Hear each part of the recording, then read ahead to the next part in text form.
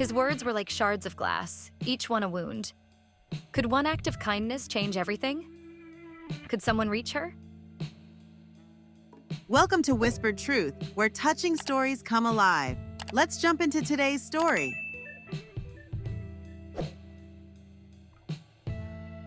The flickering fluorescent lights of Gate C32 cast a sickly yellow glow on Sarah's face, highlighting the faint worry lines around her eyes.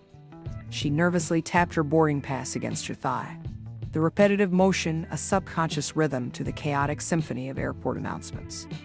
Denver International at 6:00 p.m. on a Friday was a pressure cooker of stressed travelers, screaming toddlers, and the lingering scent of stale coffee. Sarah, clad in a practical but slightly worn denim jacket and her favorite faded black jeans, felt like a small boat caught in a particularly turbulent human sea. She wasn't a big fan of flying anyway.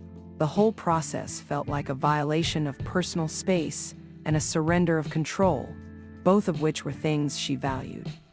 She glanced at her father, Mark, slumped in the molded plastic chair beside her. He looked like a deflated balloon, his face flushed, his graying hair disheveled, and his breathing raspy. He'd had 3, maybe 4 beers before they'd even arrived at the airport, and the lingering scent of cheap whiskey hung about him like a bad omen. This trip, a cross-country flight to attend her aunt's retirement party in Boston, had felt like a bad idea from the moment he'd suggested it.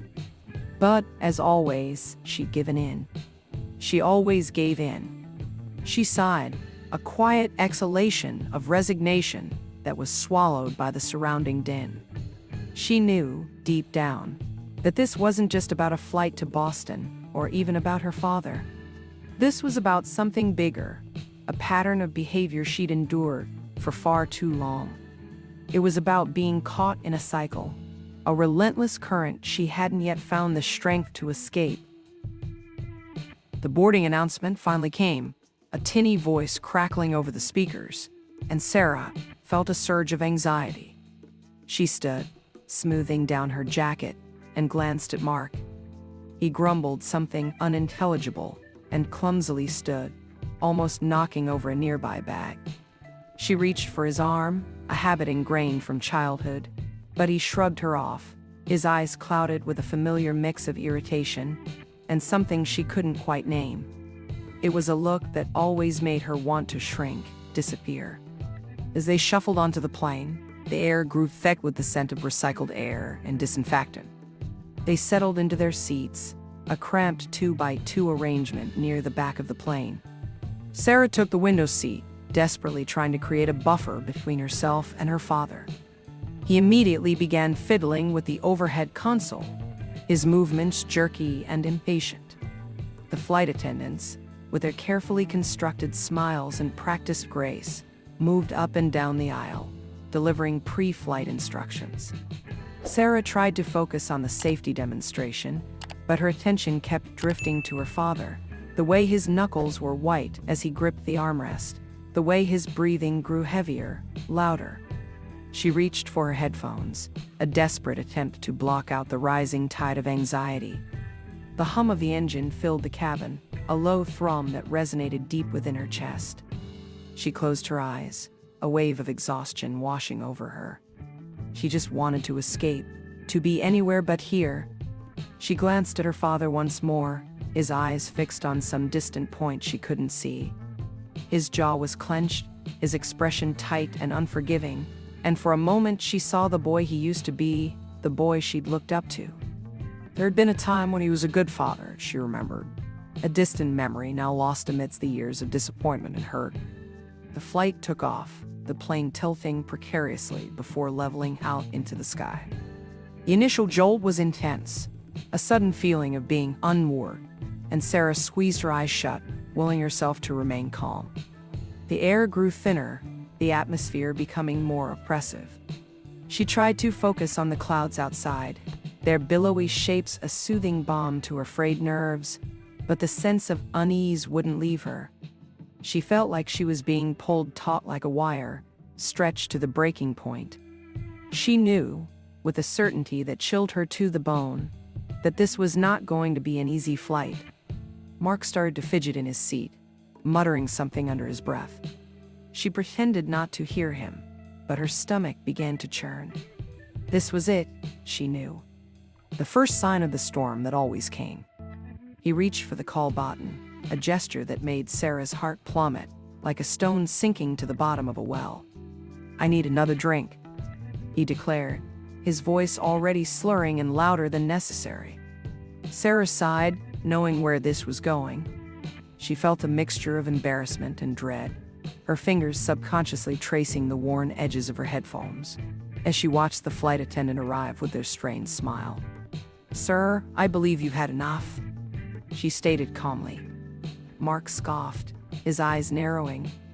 "I pay for these seats, I can drink what I want." His voice was escalating, and the other passengers started to shift uncomfortably in their seats, their eyes darting back and forth between Mark and Sarah. Sarah wanted to disappear. She reached out to try and calm him, but he flinched away from her touch. "Don't you touch me," he snarled, the words like shards of glass. "You think you're so high and mighty now, look at you. You're nothing but a—" He didn't finish his sentence, his face contorted with rage. Sarah's heart pounded in her chest, her hands shaking. She knew the script by heart, every word, every gesture. She had played this scene countless times, always ending with her feeling small and defeated, her voice lost in the storm of his anger. She closed her eyes, desperately trying to shut out the chaos, the hurt, the familiar feeling of being worthless. She didn't know how much more she could take. Wait! Sorry to interrupt you, but please subscribe to our channel Whispered Truth and reach the goal of 1,000 subscribers. Your subscribe and like helps us a lot, and comment your favorite part. Now let's get back to the story. Sarah's eyes snapped open, her breath catching in her throat. She felt a strange detachment, like she was watching a play unfold, the actors moving across the stage, but the emotions not quite reaching her. She was simultaneously there and somewhere else, a common escape mechanism she'd perfected through years of practice. Mark's voice, now a booming, incoherent roar, sliced through the cabin's drone.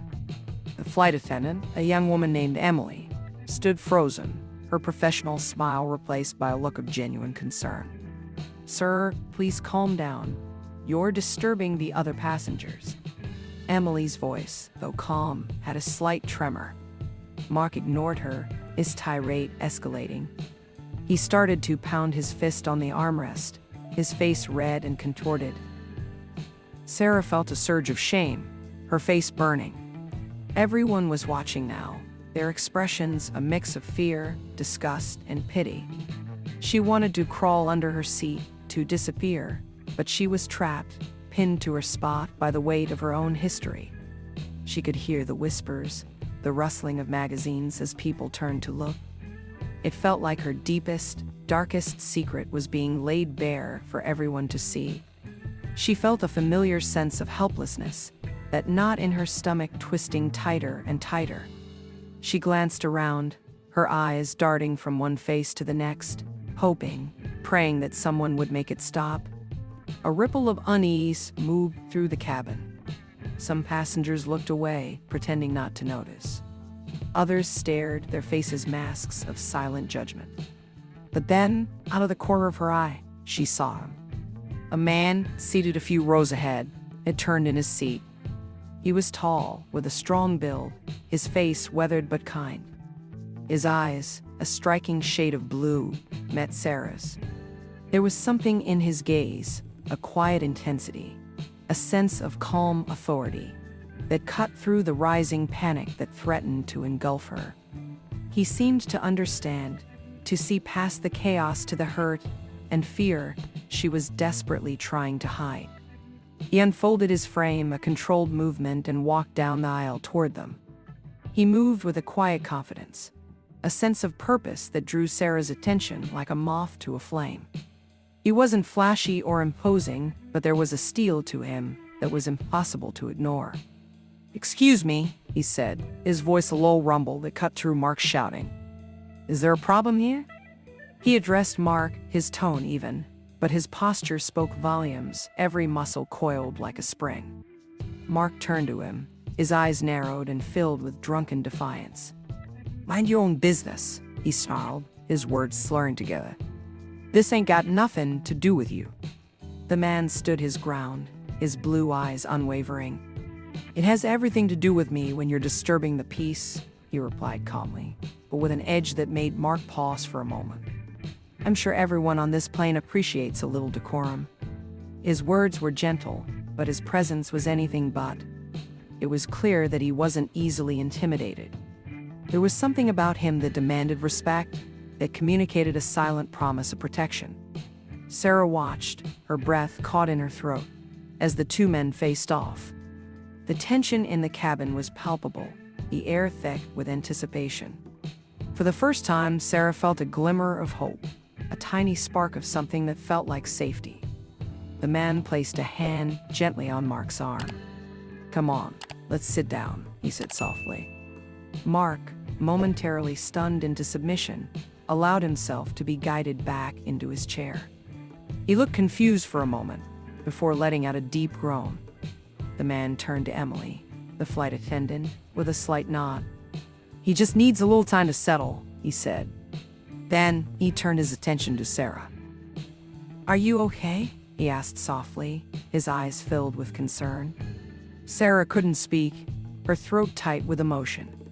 She just nodded, tears welling in her eyes.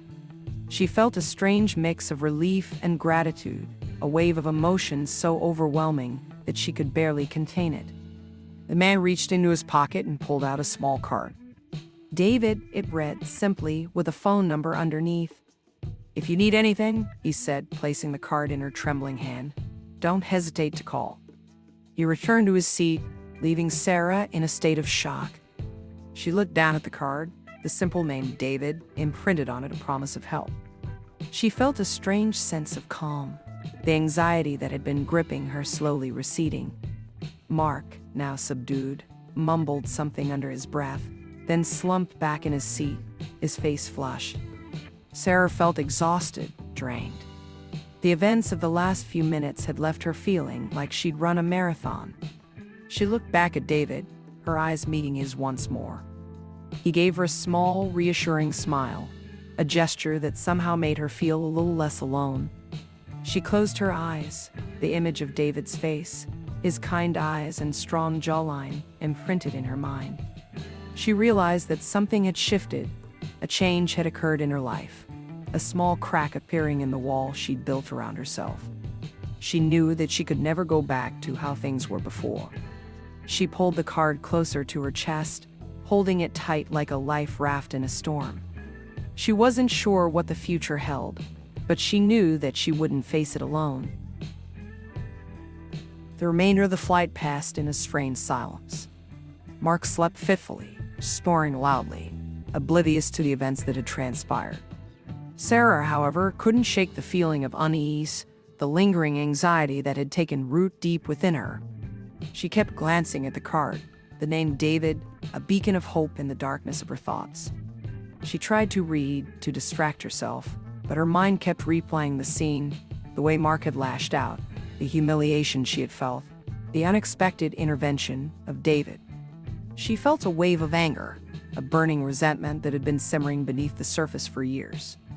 Why did she always have to be the one to endure his outbursts? Why couldn't she just walk away? The answer was a complex web of guilt, fear, and a misguided sense of obligation. She was so used to his behavior that she'd convinced herself she was responsible, that she should somehow be able to fix him. She remembered countless other flights, similar situations, each one chipping away at her self-esteem, reinforcing the belief that she was somehow to blame. There was the time in 5th grade, on the way to visit her grandparents, when he'd gotten drunk in the airport bar and missed their flight, the shame that had washed over her as she was left to explain to the gate agent. Or the time when she was a teenager, returning from a school trip, when he'd yelled at her in the car, accusing her of being ungrateful, and she had quietly wept in the back seat. Each memory was a bitter taste in her mouth, a reminder of the years of emotional abuse she had endured. She closed her eyes, trying to push the memories away, but they clung to her like shadows, their presence constant and suffocating. She thought about her mother, who had passed away when Sarah was just 10 years old. She remembered her mother's gentle smile, her soft voice, the safe haven she had always provided. She wondered what her mother would have thought of the way her father had turned out, the way he had become a stranger to her. A wave of grief washed over her, a deep ache in her chest. She missed her mother terribly, her presence now just a fading echo. She felt lost without her, like she was navigating a maze with no map or compass. A sudden jolt brought her back to the present, the plane beginning its descent into Boston. The change in pressure made her ears pop, and she felt a surge of anxiety, a sense of dread about the next few days. She had to spend time with her father, surrounded by family, all of whom had no idea about the turmoil that had been bubbling beneath the surface for years. She wondered if she could keep it all together, if she could pretend that everything was fine. She looked at her father, who was now stirring, his eyes bleary and unfocused. He looked old and tired, his face a roadmap of disappointments and regrets. She felt a pang of pity, a flicker of the love she once had for him. But it was fleeting, quickly replaced by the resentment and hurt that had become a permanent part of her. She felt a deep sense of loneliness, a yearning for connection, for someone who understood the darkness she carried inside her. She thought about David, the way he had looked at her, with concern and understanding. She wondered if she was projecting, if she was just clinging to any sign of kindness in the storm she was currently weathering. The plane landed with a gentle bump, and Sarah felt a wave of relief wash over her. They began to taxi to the gate, the airport lights flashing outside the window. She knew that she had to face the next few days, that she had to pretend everything was okay. But she also knew with a sense of certainty that she couldn't keep living like this. The events of the flight, David's intervention, had opened her eyes to the possibility of a different kind of life, a life free from the shackles of her past. She felt like she was standing at a crossroads, a decision to make that would determine the rest of her future. She pulled out her phone, her fingers hovering over David's number. She wanted to call him, to thank him, to maybe even ask for his help. But then fear took over, the fear of vulnerability, of revealing the weakness she had always tried to hide. She put the phone back in her pocket, the decision to reach out feeling like a mountain she wasn't ready to climb just yet. As the plane doors opened, she took a deep breath, trying to gather her strength. She had a family reunion to attend, a facade to maintain, and then she had a decision to make, one that she knew would change everything. She looked down at the small cart once more, the name David, a promise of hope in a situation that felt increasingly hopeless. The retirement party was a cacophony of forced smiles, polite small talk, and the clanking of glasses. Sarah navigated the crowd with a practiced ease, a performance she had honed over the years. She greeted relatives she hadn't seen in ages, answering the same questions about her job and her life with a rehearsed smile. She felt like an actress in a play, reciting lines she didn't believe in, her true emotions hidden beneath a carefully constructed facade. Mark, thankfully, was on his best behavior, at least for the first couple of hours. He made a few clumsy attempts at small talk, his words slightly slurred, but he mostly kept to himself, nursing a single glass of wine. Sarah watched him from across the room, a mix of pity and anger churning within her. She knew that this facade wouldn't last, that it was only a matter of time before his true nature emerged. She felt trapped in a cycle, like she was living a scene from a bad movie, one that she couldn't escape. She found herself gravitating towards her cousin, Emily, who had always been a source of quiet strength. Emily, a kindergarten teacher with a kind heart and a sharp wit, was the only one in her family who seemed to understand her, the unspoken pain she carried within her. They slipped away from the main group, finding a quiet corner in the garden, away from the noise and the forced gaiety. "How are you doing, really?"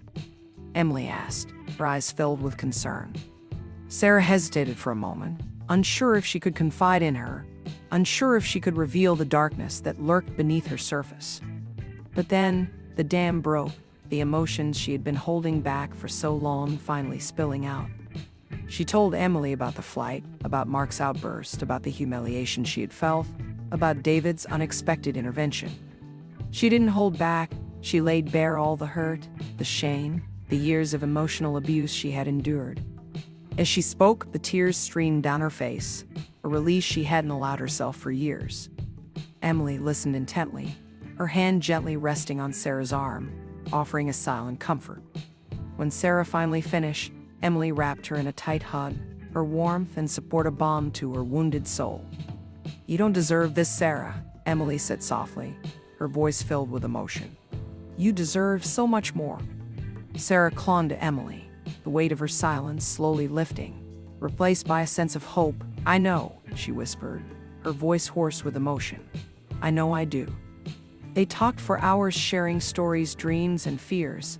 Emily encouraged Sarah to seek help, to explore therapy, to find a way to heal from the trauma she had endured. She reminded her that she was strong, that she was resilient, that she didn't have to carry this burden alone. As the evening wore on, Sarah felt a shift within her, a sense of clarity she hadn't experienced before. She knew that she couldn't keep allowing her father's behavior to control her life. She had to find a way to break free from the cycle, to reclaim her own happiness. Later that evening, Mark approached her, a half-empty glass of wine in his hand, his eyes slightly glazed. Sarah tensed her body, instinctively preparing for the worst. "Sarah, can I talk to you?" he asked, his voice surprisingly calm. Sarah nodded slowly, unsure what to expect. They stepped outside the night air, a welcome relief from the stuffy confines of the house. Mark stood silently for a moment, his eyes fixed on the ground, his face filled with shame. Then he looked up at her, his eyes filled with a vulnerability she had rarely seen before. "I'm sorry," he said, his voice barely above a whisper. "I'm so sorry for everything." Sarah was taken aback, his apology catching her off guard. She had expected anger, denial, but not this. She looked at her father, his face etched with regret, and a strange mixture of emotions washed over her. She felt a pang of pity, a flicker of the love she once had for him, but it was also tinged with skepticism, a lifetime of disappointment, making it difficult to believe that he had truly changed. "I know I've messed up," he continued, his voice trembling. "I've been a terrible father. I know I have. I don't know why I can't seem to control myself sometimes." Sarah listened silently, her heart pounding in her chest. She wanted to believe him, to accept his apology, but she was also terrified of being hurt again. "I know it doesn't make up for anything," he said, his voice barely a whisper, "but I just want you to know that I'm sorry. I truly am." Sarah took a deep breath, trying to control her emotions. "I want to believe you, Dad," she said slowly. "But you've hurt me so many times. I don't know if I can forgive you." The look on Mark's face was a mixture of sadness and resignation. He understood that she was not going to be instantly healed just by a few words, and that he had a lot more to do to be the man he should have been. "I understand," he said calmly, his eyes looking towards the house. "I know I have a lot to make up for." Sarah didn't respond. She knew that her journey was just beginning. She felt a change within her, a feeling of empowerment, a sense of control. She knew that she had to protect herself, that she couldn't let his behavior continue to define her life. And she also knew that she had a phone number, a promise of support that could help her through the difficult days ahead.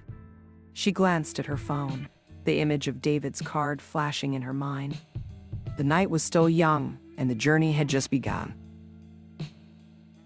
The remaining days of the trip passed in a strange limbo, a quiet truce established between Sarah and Mark. He remained subdued, making an effort to be more mindful, but the underlying tension was still palpable. Sarah, though, felt a shift within her, a sense of resolve she hadn't possessed before. The conversations with Emily, coupled with her father's unexpected apology, had given her a renewed sense of purpose. She realized that forgiveness wasn't about condoning his behavior. It was about freeing herself from the chains of the past. It was about setting boundaries, protecting her own well-being, and choosing her own path. She spent a lot of her time in Boston, walking around, enjoying the sights and the sense of freedom that being away from her normal life provided. She visited the Museum of Fine Arts, getting lost in the galleries of paintings and sculptures, imagining all of the lives that had brought her to where she was today. She went on a whale-watching tour and enjoyed seeing the magnificent creatures in the wild, something she knew she'd never forget. And all the while, the thought of David was in the back of her mind, a feeling of hope she couldn't quite explain. The day before her flight home, Sarah decided it was time. She found a quiet corner in the hotel lobby, took a deep breath, and pulled out her phone. She stared at David's number for a moment, her heart pounding in her chest. She was terrified, yes, but she also knew that this was a step she had to take. She pressed the call button, the phone ringing in her hand. After a few rings, he answered, his voice a familiar rumble that sent a shiver down her spine. "Hello," he said, his tone calm and reassuring. Sarah hesitated for a moment, unsure what to say, the fear momentarily taking over. "Hi, it's Sarah," she finally managed to say, her voice slightly trembling. From the flight, we sat near the back. There was a slight pause, then David responded, his voice warm and friendly. "Sarah, of course I remember. How are you?" They talked for what felt like hours, Sarah sharing her experience of the trip, her concerns about her father, and her plans for her future. David listened patiently, offering words of encouragement and support. He didn't judge her. He didn't offer simplistic solutions. He just listened, his presence a comforting and grounding force. He was a good listener, which is something she had always craved in her life. He seemed genuinely interested in what she had to say, which made her feel heard for the first time in a long time. He shared snippets of his own life, his time in the Navy, his experiences with trauma and resilience. They found a connection, a shared understanding that transcended the brief encounter on the plane.